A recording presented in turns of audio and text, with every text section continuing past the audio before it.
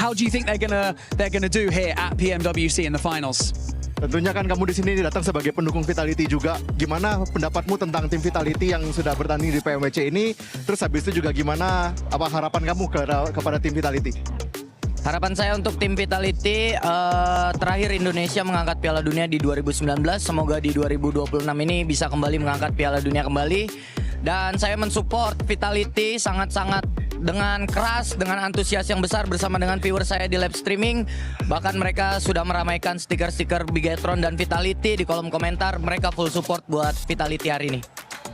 Of course, the last time that Indonesia wins the World Cup is back in 2019, and now 2026. I can only hope that they can win it again, and I can only also wish the best for them. I will give them my full support. As of course, also the viewers in the chat and the live stream also they give their full support now, and we will hope for the best for Vitality.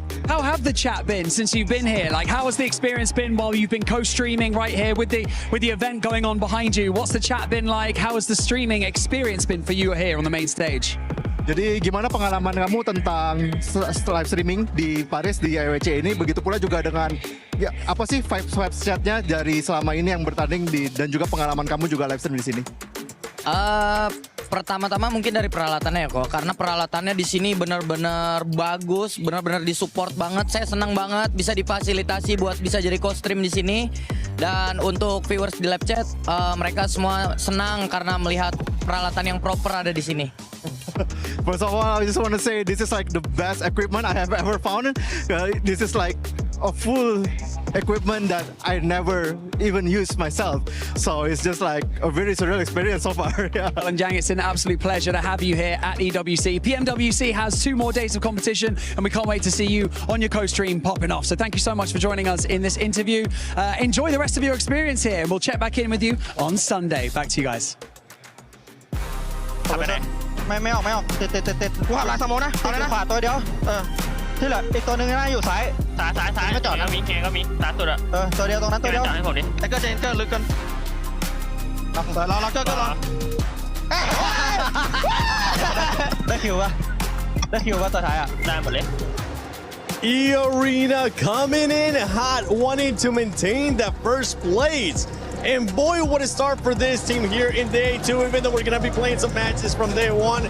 Still, E-Arena, this is what we've been wanting to see, especially when you teased us with the 29 eliminations. Yeah, I was like, we cannot afford to see a flash in the pan kind of performance from E-Arena, but man, they delivered. I will say, the reason why they won is some teams doing some mistakes, right? We'll dive into it a little bit deeper here with Natura, but man, E-Arena putting up the 10 placement points from that chicken dinner, 10 eliminations on top of that. They were already number 1. Yeah. And now they're creating a gap. Yes. Hey, it seems like this tournament might be the chase after the White Rabbits. Absolutely. Like, you've got Enigma Galaxy coming in here. They were in 3rd place coming into the first game here, so they've done a bit to extend that gap a little bit more. But you've got Ulf, you've got 4 Thrives. Those kinds of teams, they're also bringing some heat to the game here, Lace. Yeah, I don't know what you guys are going on about still this first 29 match. Did you guys have eyes yesterday? E-Arena, have been performing the entire time. This ain't even their first chicken dinner. They have actually had so much progression through every single match. It's been amazing to watch. Yeah, we're going to revert back to that, you know, that huge statement they made in the group stages, but their consistency has been king. Yeah, and for Enigma Galaxy, it's all about that goose, because this man has been performing. He actually baited Furia into rushing him after they were able to eliminate Lord, and Coops was able to handle them all by himself. He got the revenge he was looking for. I mean, Coops, you know that we were missing him during PMGO Season 1, and he's been putting up the numbers, but look at this. Let's quickly go through that 1v4 scenario. During this entire fight, Coops is on the mountain, uncontested, and this is not a position you should be willing to push. I feel like this is a big fumble from Furia. This is not a fight you should be even willing or even thinking about taking. And Coops here, having the time, going to flush the elimination, denying extra information from Furia. But this grenade, one of the best grenades of the tournament, a Maxman grenade of the day, as he gets that 1v2 and then sprays him down from a distance. He gets the headshot, eliminates the final player. What an insane clutch, but so did S-Power Natura. Didn't he just? I mean, I wanted to replay this because look at what he's able to do here. This guy is a machine. The angles, the quick flicks, He's using these angles. He gets that one. He realizes that Razak is coming around, gets that elimination, and then he knows he doesn't have time to heal up, so he throws the Molotov in there, tries to come out, tries to get these angles going, and that is just buys enough time for his teammate to come on in. Yeah. The Molotov will go forward. It's fantastic. I gotta say, that Molotov he put to try and clear his backside, that was one of the best Molotov. That is a global level Molotov coming out from his power. He is showing he has what it takes to be up here. Absolutely. I love what we're seeing from him today. I love what we're seeing out of him today as well. I love what we were seeing out of Four Thrives in this last match. Four Thrives being very aggressive, especially with being able to chase some of the other teams. Talking about chasing too. We got a chance to see Enigma Galaxy versus Ida towards the end as well. It doesn't matter, Max, and Lace and Aptura, if it's Pachinki, it doesn't matter where it's at. Enigma Galaxy has their number, but when we're talking about some of the other teams, Four Thrives versus Aurora. Yes. We gotta mention that because it was so quick and then Doc with them.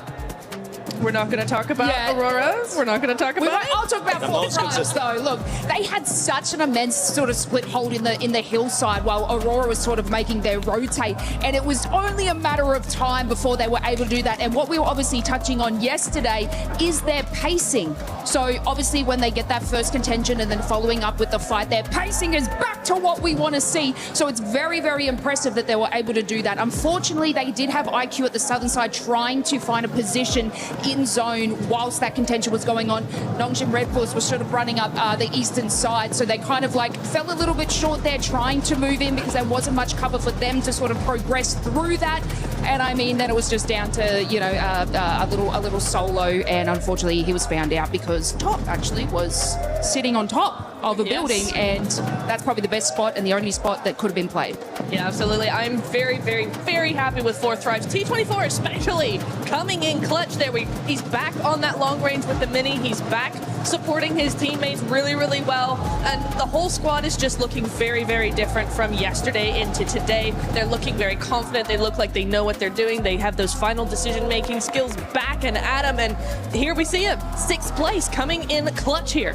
That's right, Four Thrives being able to jump up that leaderboard with 33 points. But E-Arena with the win starting to create that gap, Max. And this is something that we're going to have to keep a close eye on what kind of gap we're going to be seeing from 1st place to 2nd place and the rest of the teams. I'm really happy with the Arena, right? Of course, you're looking at the consistency. You remove their 2 chicken dinners, their non-games. Like, they're a little bit low on the placement point side of things, but you know what? You can still get 2 chicken dinners over the course of, what is that, 5 games? That's an insane win ratio. So it kind of takes out of the equation the consistency when you get these big wins. But though, going on to the 2nd page, one team I really want to highlight here, Nick, is Hora.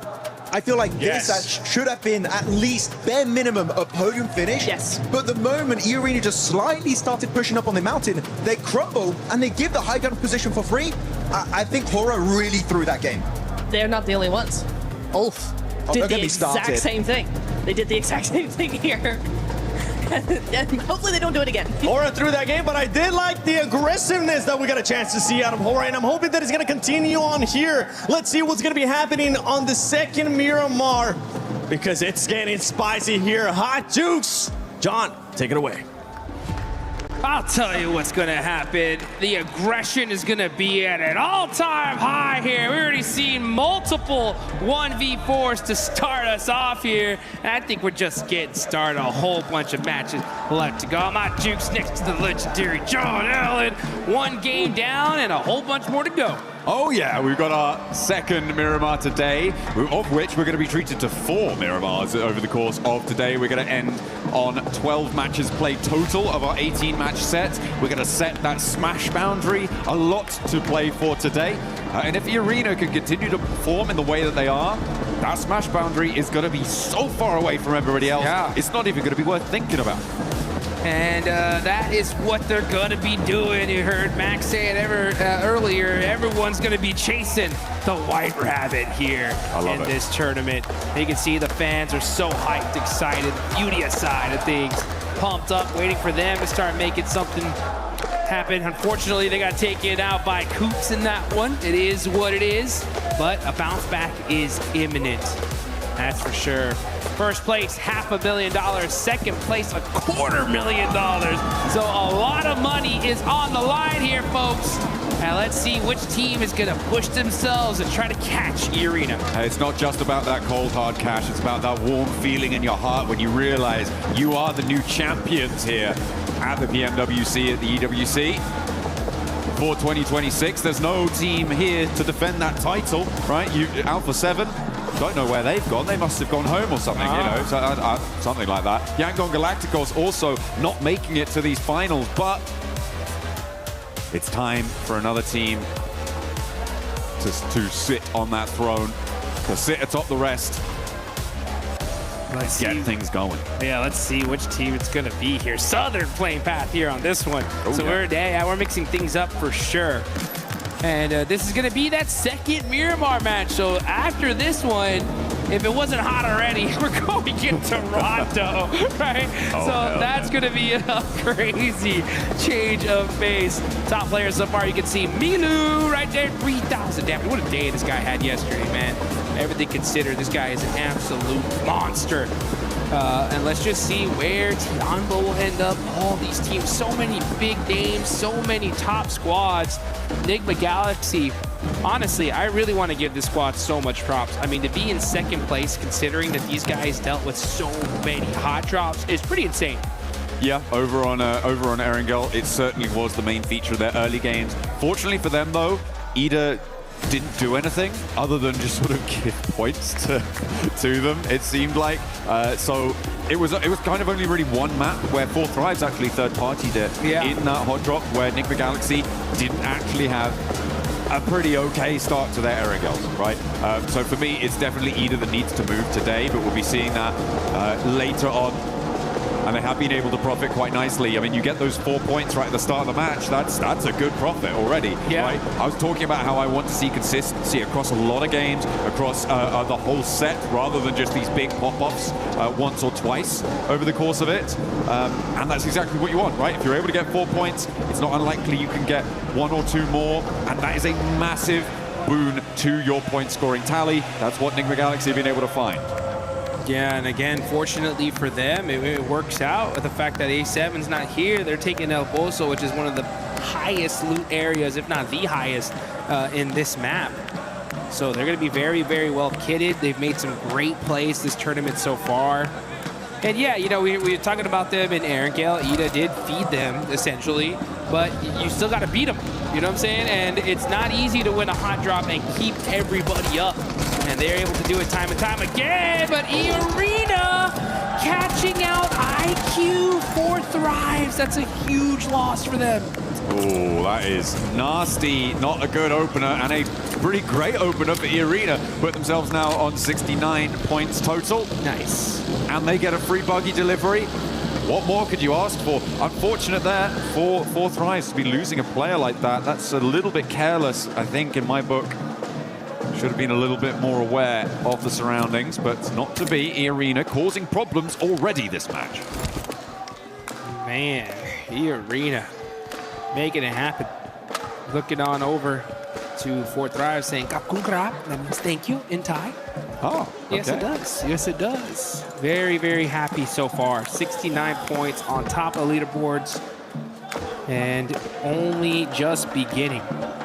That smash point threshold is going to be where it's at. So if your E-Arena have just they continue to have such a fortuitous day today, their goal should be to just set that point threshold so dang high that nobody can possibly smash in the final day. Now, so far in the history, we've seen one team smash at an international event. That's going to be Nongshim Red Force, and that was just earlier this year at the PUBG Mobile Macau Invitational. It was, I believe, Furia that was on top with the most points, but Nongshim Red Force won that final game just by the skin of their teeth, and that automatically made them the champs. So yeah, I think it was a 1 point. They were 1 point behind the leaders as well, so they needed to win by a smash. It wasn't just a case of winning the game. So a really nice ending for them there, but that fairy tale not really converting over to Paris, unfortunately, for Nongshim Red Force. So at the moment, they're in 9th place.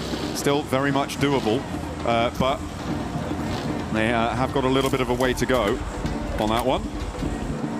yes, they do. They gotta make sure that they just stay secure in the end game here. Can't afford any slip-ups at all. got to be able to make some plays. Man, that 1v4 earlier from S Power was so dang hype. They're still having a rough day of it so far, though. 13th place. We haven't even reached the halfway point of this tourney, though, so they still got plenty of time to bounce back. But if they want to win this thing, they've already kind of burned through the bad games that they can already afford. They really need to start putting up some good, solid, consistent points here. Because when you see E-Arena on top, that's a major threat. I mean, we've seen this team earlier in this tournament break a PUBG Mobile record for the most points. Again, so silly that they didn't make it into the into the finals off of it. Well, but they got some little extra, survival cash, I guess. Yeah, sure. But that's the point, right? It's a huge, massive, incredible game. Wow, brilliant, bright lights and billboards, sure. But then they weren't able to do much after that. So it was a big fall off coming through from the arena, and to that end, they didn't deserve to make it straight to the grand final through that. So to be able to come through survivals, fantastic. Okay, now they've started to really up that game, keep that momentum going. This is a much better scenario, which is kind of why what I was alluding to before is I prefer this chicken dinner that we just saw from Arena to the one that we saw in Rondo in terms of quality, in terms of an indicator for what we might expect for the rest of this phase. Yeah, and we got to be honest too. I mean, these guys very luckily made it here into the finals. They were barely able to pass up the Wolves. Oh, yeah. So, I mean, to see them barely make it in, at least I think it gives a lot of relief, right? Because, for all the Wolves fans out there, they're like, we were so close. Yeah. But for E-Arena to actually pop off, it's like, okay, you know what? The team that made it deserved it, right? Like, they're actually doing something here. And if they were at the bottom of the leaderboards, it'd be like, kind of a waste. But they're not messing around. I think that the way this tournament fared for them so far was kind of a perfect storm, right? Because they had the record, don't make it. They barely make it here, and I think that really just lit a fire in them to be like, you know what? We got to just play our game. Let's go full-fledged aggro. And then that's what's happening, because they are just pushing team after team after team as a full squad and just picking them apart little by little. A lot of teams will unravel under that kind of pressure. Keep your mind thinking forwards. We saw some monumental plays in that last game, so yeah, I'm hoping that the nerves aren't going to be too rattled for a couple of our squads. It's going to be difficult, not only on the losing side of those fights, but again, on the winning side of those fights, because in those scenarios, that adrenaline just hits your system, and it can end up, once it drains out after the end of the game, that can be a real detriment to your performance, and that's when you need to rely on the rest of your team, on the advice of your coach, on the feeling of comfort, hopefully, that you can find with the rest of it, to be able to absorb the impact of falling from that great height. Yeah, and okay, well, speaking of height, right, the zone goes all the way up to the tippy top here. Going back. Yeah, near Crater Fields, near the Hacienda de Patron area. We just saw this circle not too long ago in the last match, so teams are going to be trying to take a similar spot to what they had here. Arena, like, yeah, why don't we go to that same spot we were at last time? We won from there. We'll take that. Yeah, I mean, it's a little bit further west. It does keep a lot of those Crater Fields areas in, but it is very similar, you're right, in terms of that location. Aurora spotting a player from Furia, but Coops will not stop in just one game. He's going to find shots onto them again. I feel like they should definitely be aware of his location this time around, but losing a player, for Furia, that's not a good feeling. That is not a good feeling. Yeah, that's Miramar for you. It's tough. I mean, you're trying to rotate, and losing players on rotation is a rite of passage here. You try to avoid it as much as possible, but just sometimes there can be that one guy there waiting for you. You can see Godlike getting peppered up from Lost, and all these players just ridiculously good at shooting people out of vehicles. And Jiggle, I heard the crowd pop off. Jiggle ends up taking out quick from Aula. I mean, they did it last time very early on. This time it's taken them a couple more minutes, but same start to unfold. Hora managed to transition down towards that south and look to control the really sharp high ground that sits to the east of Crater Fields and overlooks a lot to that south side. So a powerful position for them to hold if they can maintain it. A little crash between Flash over on the east side, and Vitality, that very quickly concludes with one casualty. Win trying to get some revenge, but not really connecting as Razak bumbles over the top, but doesn't eat damage either. There goes Vitality, rotating away. They'll take that elimination and run with it. Federalis driving outside of the zone here, maybe looking for another vehicle. Seems that's what they have their eyes on here. No fear, popping out the buggy though. Going to be putting some pressure onto Aurora. They're on the rotation and they're going to get caught out by Ulf.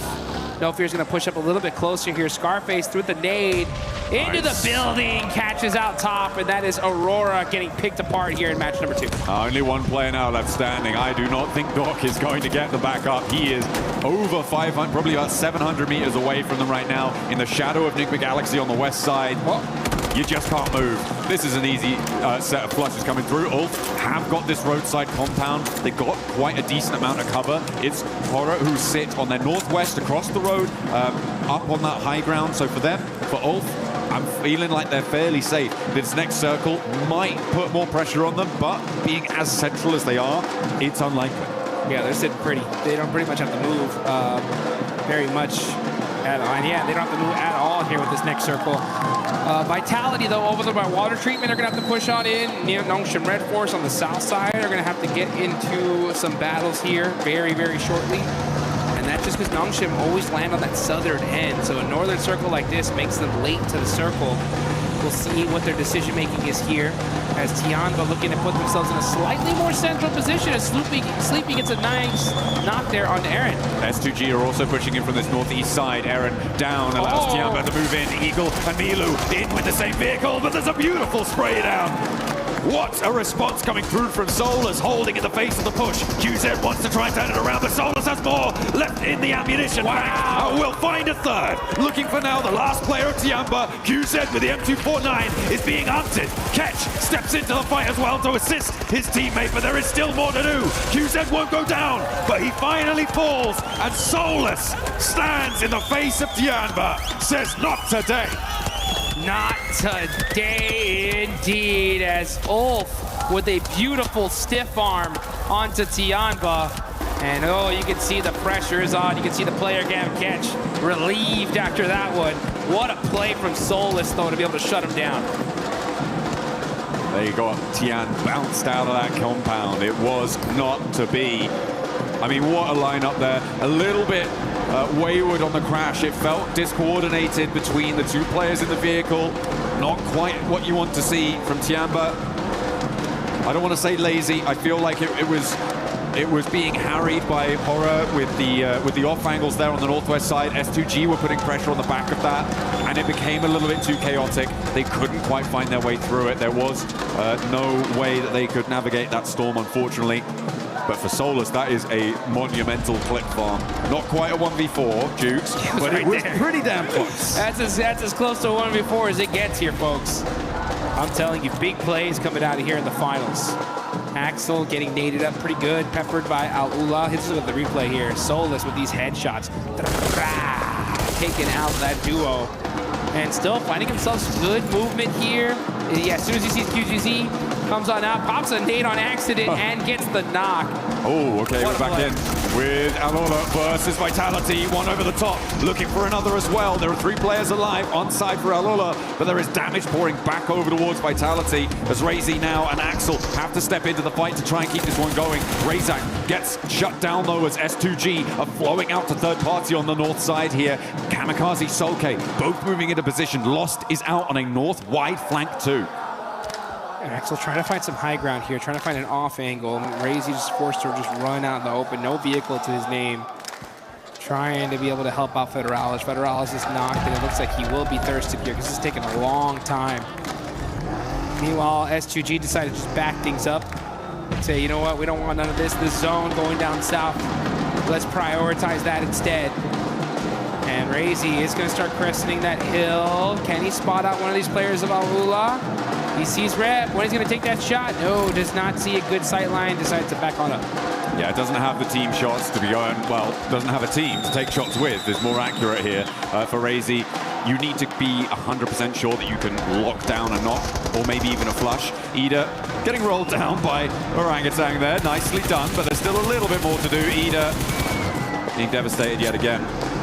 Rita now the last to stand. Aru and Atanki about face for another approach. Rita cooking a nade to try and slow things down, but there's an off angle coming through from Arena, who is stepping up and forcing him over the ridgeline into the firing line of Orangutan, who get 4 elims on the game and send Ida packing. There we go, and that's going to be the 15th place team so far. Starting to turn things up, but here we go. It's the White Rabbits battling it out against 4 Thrives. Turney K getting the flushes. It's all up to Falak, and it ain't going to be good enough. Arena just putting in that work, and they're going to keep their whole team alive. And back up they get. Nicely done, nicely done. We saw Razy doing a lot of work against Alola. Hang on a minute. This is a solo? A solo against Alola on the north side? Where did that come from? Razy's popping off on the north as a solo. 3 eliminations. Razy putting the points here for Team Vitality. The Indo squad looking good here, as they're going to be pushing into this next zone. And we're looking at this next circle, as it is just south of Crater Fields. You got OG on that southern end, right next to Arena. That battle should happen out any soon. And now you got Enigma Galaxy right next to Nongshim Red Force as well. Let's see how they're going to play this out. Coop's got that Mini 14 looking for that long-range headshot. I'm also looking at S2G on the northeast side of the circle right now, Jukes. They have to push in, and as a 4, do you go in the shadow of Horror, or do you try and sweep down and push past Flash and Ulf? It is a difficult approach for S2G, and they do not have long to make that choice. I feel like they are committed much more up to the north edge and could potentially challenge Horror on that northern side.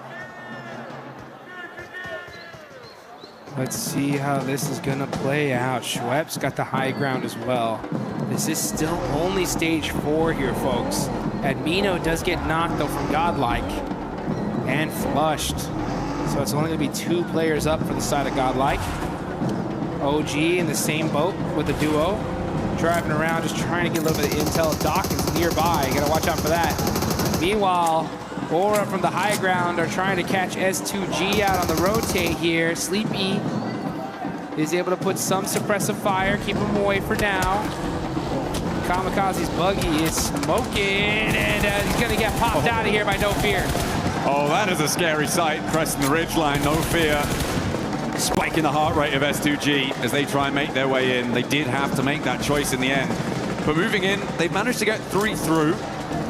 And into a position which is at least tenable, but not really super beneficial to their long-term prospects. In the circle, though, which is good. Not the same can be said for Enigma Galaxy, Arena, Flash, Ulf. These teams going to have to move when the time comes. So, a good result, but if they keep getting picked apart with Razy still doing bits. Hang on a minute, no, that was over the sky. So, Horror are suffering. This solo Lone Ranger on the north edge, Vitality, letting us know. Okay, this is the replay of the 1v, I think 3. Yeah, there we go. Yasser catches him out as he pops out the vehicle. And then, pow, beautiful use of that ridgeline. Razy just picking apart Aula. Those mistakes, man, making it look easy there. Yeah, that was pretty clean. Swaps out to the bayonet as well for the final moment. I wanted him to run it through there a little bit. That would have been the coolest. But you know what? You're looking pretty cool already. Razy still with a knife fixed at the end of the barrel. Yes, indeed. Let's see what Razy can do with it. He's going to be holding on to that AUG as well. No Fear up on top of the hill, doing a good job of applying that suppressive fire on these teams trying to find a way into this next zone. Oh, Razy soaking up the points as a solo here for Team Vitality. I mean, since he's been a solo, he's gotten 4 eliminations. He's weakened Horror's hold on this northern side as well, which I think is a really big factor here. With 4 players, Horror are basically unable. With 3, that's a different conundrum altogether. Ulf could potentially have an opening road towards them if they don't go down in this spot, because Sleepy has got that angle. But if Sleepy gets knocked, if he gets spotted,